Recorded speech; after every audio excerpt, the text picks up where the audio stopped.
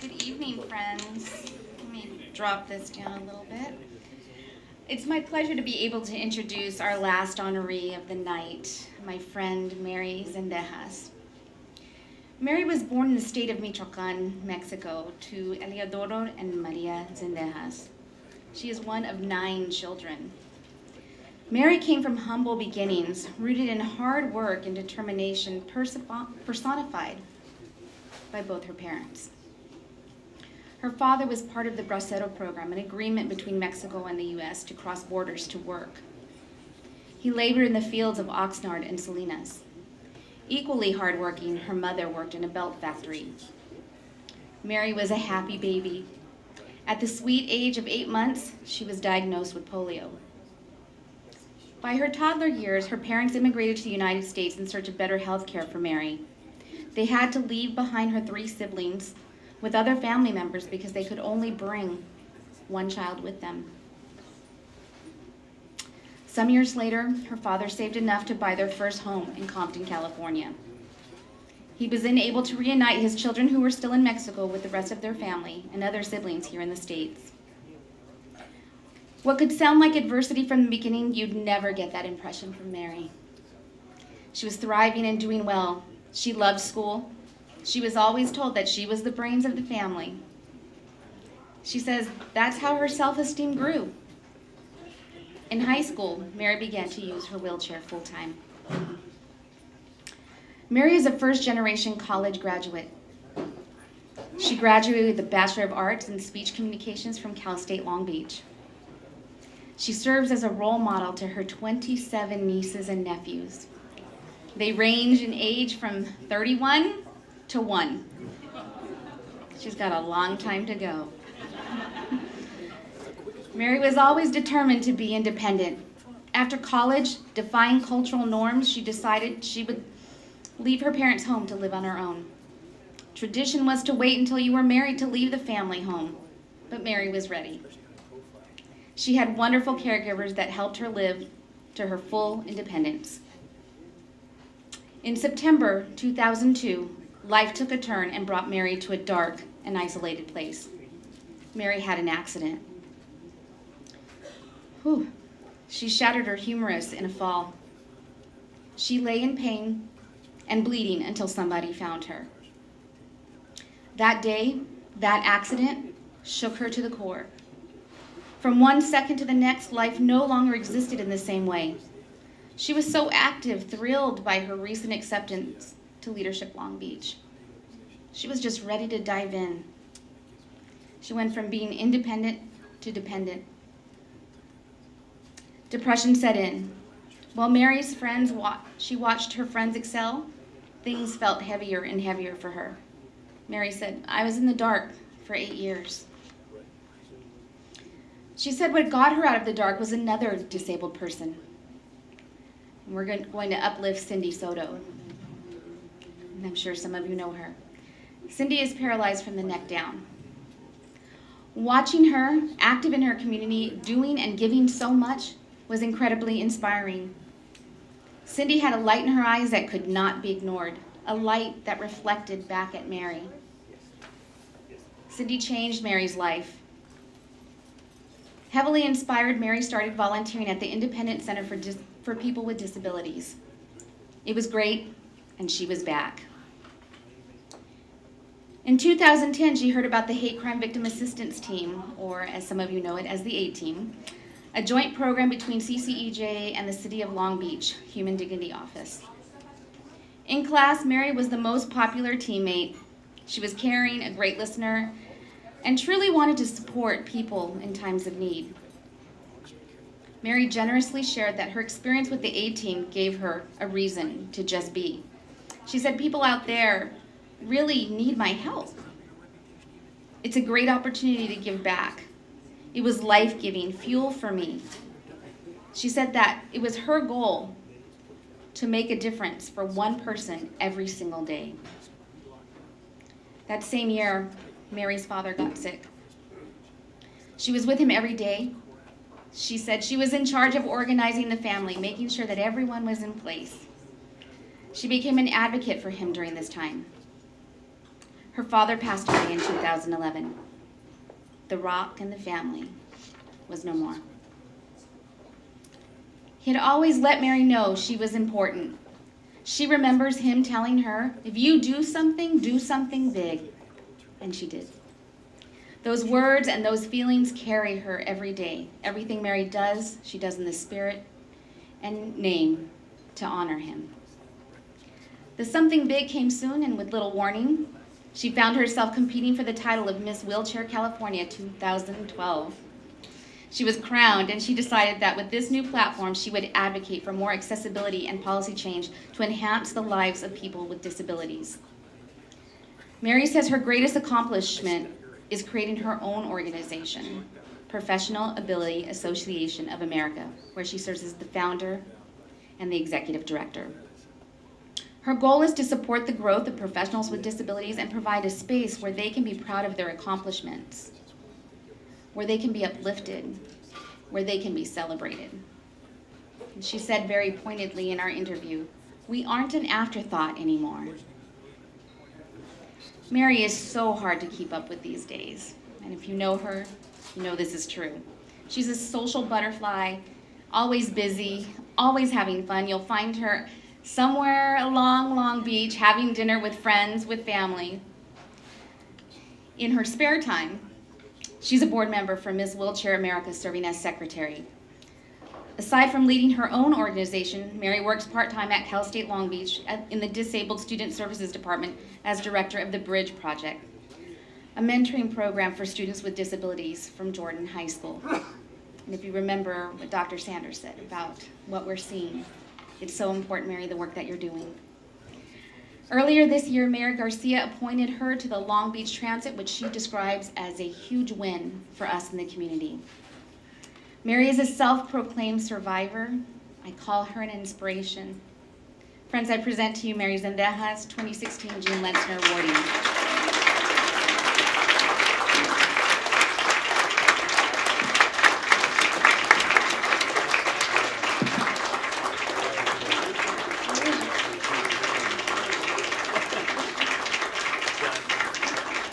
Thank you, everybody. Thank you very much, Danielle. Thank you for those beautiful words. I wasn't supposed to have tears. I have my makeup on. Right? But thank you so much. I just wanted to say thank you to everyone. I mean, this is such a great honor to be up here, to be receiving this award alongside some wonderful people, you know, like Mary, Porter, Heather. I mean, I'm just, thrilled, and I'm like, how can I top that? I don't think I can. I usually have a big, long, written out speech, for events like this, and today I was like, no, I'm going to speak from the heart, this means so much to me. And one of the things that Danielle didn't say, and maybe because I forgot to kind of mention this, was that, CCEJ has played a very important part in my life, going back to plenty of years back, where I just loved what the organization did and how it was so inclusive of everyone. And that's what I always seek, is inclusiveness, and the opportunity to be able to demonstrate my abilities and how I can do things differently than others, and I may even do them a little better. But it's just, I love being, resident of Long Beach. I was not born here, nor was I raised here, but this is my home, and it's been my home for a very long time, and this is where I found myself. Yesterday, as we were saying farewell to our county supervisor, Don Kanabi, I was really touched by something that he said, and that was, there's two very important days in your life, and that is one of them, the day you were born, and the other one being the day you find out why you were born. And And I think that why I was born happens to me every single day here in Long Beach. Every single day. I mean, I live for being able to help other people. Just this past week at City Council, we had amazing recognition for the Disability Employment Awareness Month, Dean, for KCOT and the Disabled Resource Center here in Long Beach. Two very great organizations that I'm very proud to have been a part of. And I also like those footprints that Wendy was talking about. I feel like I'm doing that and I want to continue on that. Except mine are more like, wheel tracks, yeah, with a little burn on the rubber, here and there. But, that's very important. And for me, that's great accomplishment, being able to set those, there and being able to help somebody else along that path and make them feel that they are important and that they belong. I wasn't present at the city, proclamation on Tuesday, but my heart was there with everybody. And one of the things that I was like the most happiest about is when my councilwoman, best councilwoman ever, Lina Gonzalez. I'm a little biased, I know. I actually have a great love for all of our council members, but Lina was very, very kind to acknowledge that in her office right now she has a person that is working for her in a good position, and I'm very happy that she has Miss Jennifer Kumiyama in her office as her staff, and that to me I take it as a win.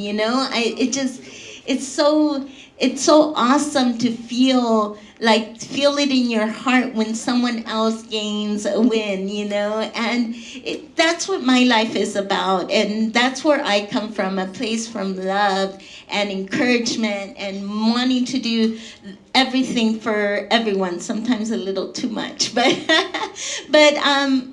family is definitely very important to me, as you could hear from Danielle. My father would have been here recording every single minute. Yes, like my brother over there, Tony. Thank you for being here, Tony. Yes, and he would do that. And that's one of the things that I loved about him, and I do everything in his spirit, but I also do it in the spirit of my mother, who the other day or a couple weeks ago, when I told her that I was getting this awesome award, it brought her to tears. And I was like, I didn't understand. I was a little confused, But Mommy, no, this is a very important award. I mean, and she's like, Mija, I'm so proud of you. It's like everything I did, all those times that I suffered to make life better for you. And look at you now. Now you take care of us. Now you take care of me and our family. Right now I have an aunt visiting from Mexico, and I wanted her to be here. But since I'm like the organizer, I thought she's a nun from Mexico. So I said, yeah, the award ceremony would be really nice, but Vegas would be better. So guess where? Mary sent her yes to Vegas, and I made it all happen. So she, yes, and it, it's things like that even though, you do things in life, for other people, you do them wholeheartedly, not expecting any kind of recognition. But, that's why, to me, it was so humbling to be able to get the Gene Letzner Award. I mean, have you guys met him? Wow! He is the kindest, most loving, most extraordinary gentlemen that I have met, and I've heard great stories about Anne, and I'm really looking forward to spending time with you, Anne, too, and getting to know you. Thank you both very much. I also want to thank my, of course, Long Beach Transit family for always being here and supporting me. Yes, yes, and also my Housing Long Beach family, yes, for supporting me. And my family, Justin, for always welcoming me into his events and always including me, and knowing that when Mary says, "Can I volunteer?" he's like, "Oh yes, you can." Oh yes, you can. Always been very supportive and everything. So it's just wonderful to be here. My Leadership Long Beach family, who is, there are no words to describe how perfect they are for my life. So with that, I just want to say thank you again for this awesome award. Congratulations to the awardees. I'm very honored to be on this list with you. Very, very extremely honored. And let's keep on doing what we're doing.